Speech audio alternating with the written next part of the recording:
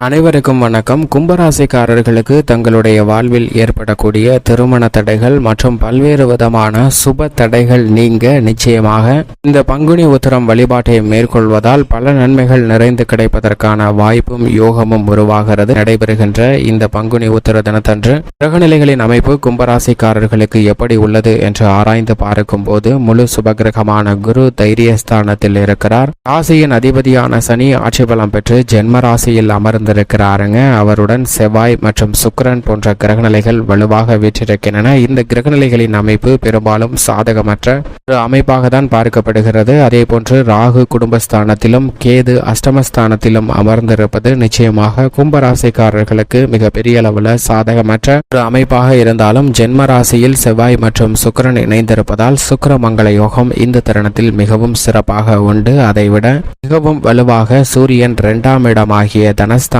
குடும்பஸ்தானத்தில் சஞ்சரிக்கும் போது சந்திரன் உத்தரம் நட்சத்திரத்தில் நுழையும் போது இந்த பங்குனி உத்தரம் நிகழ்வானது ஏற்படுகிறது. சூரியன் 2ஆம் இடமாகிய குடும்பஸ்தானத்திலும் சந்திரன் சப்தமஸ்தானமாகிய 7ஆம் இடத்திலும் இருக்கும் போது இந்த நிகழ்வு நடைபெறுகிறது. எதிர்பார்ப்புகளை பூர்த்தி செய்யக்கூடிய 7இல் சந்திரனும் குடும்பஸ்தானத்தில் சூரியனும் இருப்பதால் நிச்சயமாக இந்த பங்குனி உத்தரம் மிகப்பெரிய அளவில் பல நன்மைகளையும் சுப நிகழ்வுகளை ஏற்படுத்தி கொடுப்பதற்கான வாய்ப்பையும் உருவாக்கி கொடுக்கிறது. அது மட்டுமல்லாது இந்த வருடத்தில் குடும்பஸ்தானத்தில் ராகு மற்றும் புதன் போன்ற கிரகநிலைகள் இணைந்திருப்பது மேலும் ஒரு சாதகமான அமைப்பாக பார்க்கப்படுகிறது. கும்பராசிக்காரர்களுக்கு நிச்சயமாக பங்குனி உத்திரம் திருமண தடைகளை நீக்கும் வழிபாடாக நிச்சயமாக திகழ்கிறது என்பதை கிரகநிலைகள் மட்டுமல்ல தெய்வங்களுடைய திருமணங்களும் அதை உறுதிப்படுத்தக்கூடிய வகையில் அமைகிறது. ஏனென்றால் முருக பெருமாளின் திருமணம், ராமரின் திருமணம், சிவன் பார்வதியின் திருமணம் என பல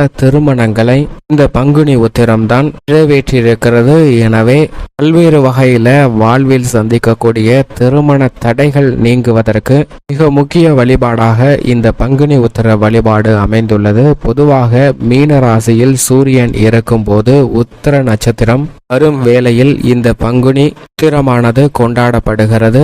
இந்த பங்குனி உத்திரத்தில் பல்வேறு வகையான திருமண வைபோகங்கள் நடந்திருக்கின்றன. ராமாயணத்தில் ராமர் திருமணம் நடந்தபோது அவருடன் சேர்த்து பரதன், சத்ருகனன், லக்ஷ்மணன் ஆகியோரின் திருமணமும் முடிந்தது இந்த நன்னாளில்தான் என்று சொல்லப்படுகிறது. அயோத்தியில் அந்த விஸ்வாமித்திரர் தசரத மகாராஜாவிடம் வனத்தில் முனிவர்களை தியானம் செய்ய விடாமல், யாகம் செய்ய விடாமல் தீய சக்திகள் தடுத்து வருகின்றன.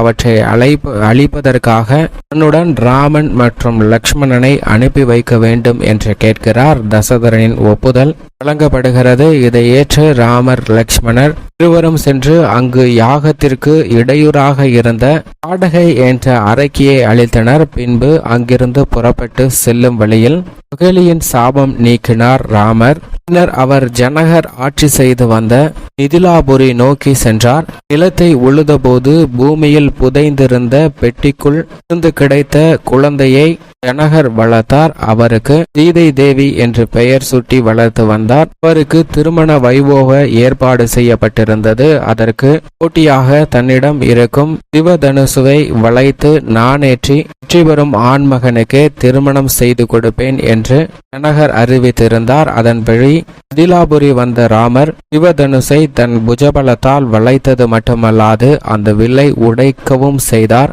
அப்போது ஜனகர் அங்கிருந்த தன்னுடைய புரோகிதரை நோக்கி, இவர்களுக்கு விவாகம் நடைபெற வேண்டும், அதற்கான ஏற்பாடுகளை செய்யுங்கள். மற்றொரு மகள் ஊர்மிளாவை லட்சுமணனுக்கும் என் சகோதரரின் குமாரிகளின் திருமணமும் நடைபெற வேண்டும் என்ற அறிவிப்பை வெளியிடுகிறார். இன்று மகம் நட்சத்திரம், அடுத்த 3 நாட்களில் உத்திரம் நட்சத்திரம் வருகிறது. இந்த நன்னாளில் இந்த 4 திருமணமும் நடைபெற வேண்டும் என்று குறிப்பிட அதன்படியே 4 திருமணமும் நடைபெறுகிறது. ராமர், பரதன், சத்ருகனன், லக்ஷ்மணன் ஆகிய 4 திருமணங்களும் இந்த பங்குனி உத்திர வைபோகத்தில்தான் நடைபெறுகிறது. ராமருக்கு திருமண பாக்கியம் கிடைக்கும் போது அவருடன் சேர்ந்து மற்றவர்களுக்கும் கிடைப்பது கூடுதல் சிறப்பாக பார்க்கப்படுகிறது. இதே போன்றுதான் சிவன் பார்வதி திருமணமும் இந்த பங்குனி உத்திர திருநாளில் நடைபெறுகிறது.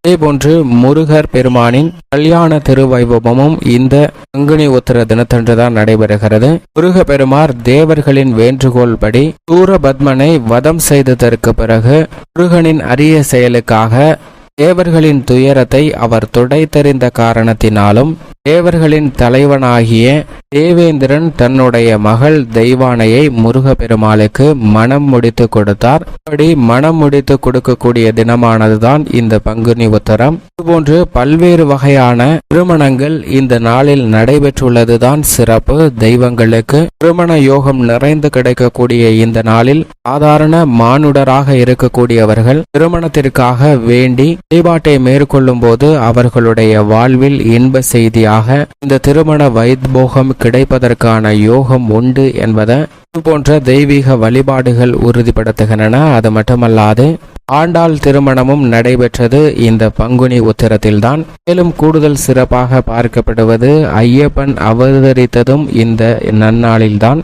எனவேதான் இந்த நாளில் 2024 அன்று 25ஆம் தேதி மார்ச் மாதம் வருகின்ற இந்த பங்குனி உத்திர தினத்தன்று புண்ணிய நதிகளில் அல்லது குளங்களில் நீராடி ஆலயங்களில் நடைபெறுகின்ற தெய்வீக திருக்கல்யாணங்களை காண்பதன் மூலம் மிக மிக சிறப்பான விசேஷம் உங்களுடைய வாழ்வில் கிடைப்பதற்கான யோகம் உண்டு என்பதை உறுதிப்படுத்துகின்றன. அது மட்டுமல்லாது பலர் விரதமிருந்து முருகப்பெருமானின் அறுபடை வீடுகளில் சென்று தரிசிப்பது மட்டுமல்லாது பழனி, சுவாமிமலை போன்ற தலங்களுக்கு சென்று வழிபாடு செய்வதால் மிக பெரிய அளவில் இருக்கக்கூடிய தோஷங்கள் பாதிப்புகள் விலகி தங்களுடைய வாழ்வில் திருமண பாக்கியம் மங்கள வைபோகம் நிறைந்து கிடைப்பதற்கான யோகம் உருவாகிறது. இந்த பங்குனி விரதத்தை நிச்சயமாக பெண்கள் மட்டுமல்ல ஆண்களும் கடைபிடிக்கலாம். பங்குனி உத்திர தினத்தன்று விரதம் எடுத்து தெய்வீக திருக்கல்யாணத்தை காண்பதன் மூலம் அவர்களுடைய வாழ்வில் இருக்கக்கூடிய திருமண தடைகள் நீங்கும்,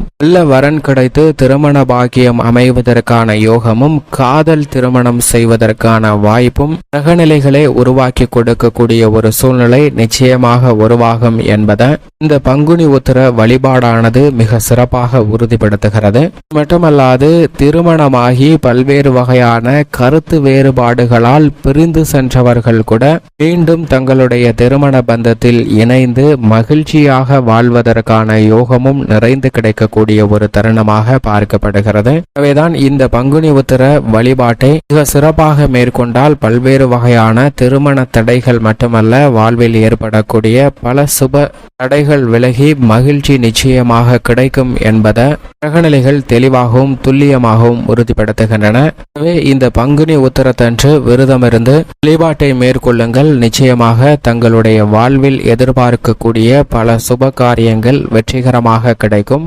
இவ்வளவு மேன்மையும் சிறப்பும் கொன்ற பங்குனி உத்திர தினத்தன்று நிச்சயமாக கும்பராசிக்காரர்கள் விரதமிருந்து தெய்வீக திருமணங்களையும் அது மட்டுமல்லாது தெய்வீக தரிசன வழிபாட்டையும் மேற்கொள்வதால் பல்வேறு வகையான திருமண தடைகள் உட்பட வாழ்வில் ஏற்படக்கூடிய பல சுப தடைகள் நீங்கி மகிழ்ச்சியும் சுபிட்சமும் நிறைந்து கிடைப்பதற்கான யோகம் நிச்சயமாக உண்டு என்பதை கிரகநிலைகள் உறுதிப்படுத்துகின்றன. கும்பராசிக்காரர்களுக்கு